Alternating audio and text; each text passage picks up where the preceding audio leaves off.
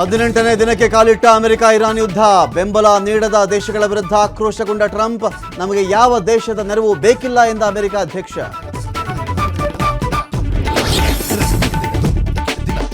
ಇರಾಕ್ನ ಅಮೆರಿಕದ ನೆಲೆಗಳ ಮೇಲೆ ಇರಾನ್ ದಾಳಿ.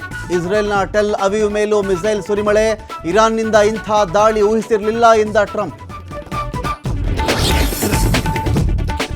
ಗುಜರಾತ್ ತಲುಪಿದ ಮತ್ತೊಂದು ಎಲ್ಪಿಜಿ ಹಡಗು. 45,000 ಟನ್ ಎಲ್ಪಿಜಿ ಹೊತ್ತು ತಂದ ನಂದಾದೇವಿ ನೌಕೆ. 2 ಹಡಗುಗಳಿಂದ 92,700 ಮೆಟ್ರಿಕ್ ಟನ್ ಎಲ್ಪಿಜಿ ಆಗಮನ.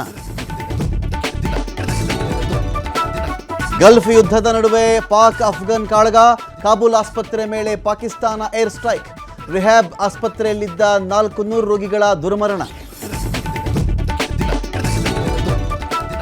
ಇಂದು ರೇಣುಕಾಸ್ವಾಮಿ ಕೊಲೆ ಕೇಸ್ನ 5 ಬೇಲ್ ಭವಿಷ್ಯ. ಹೈಕೋರ್ಟ್ನಲ್ಲಿ ಜಾಮೀನು ರದ್ದು ಕೋರಿರುವ ಅರ್ಜಿ ವಿಚಾರಣೆ.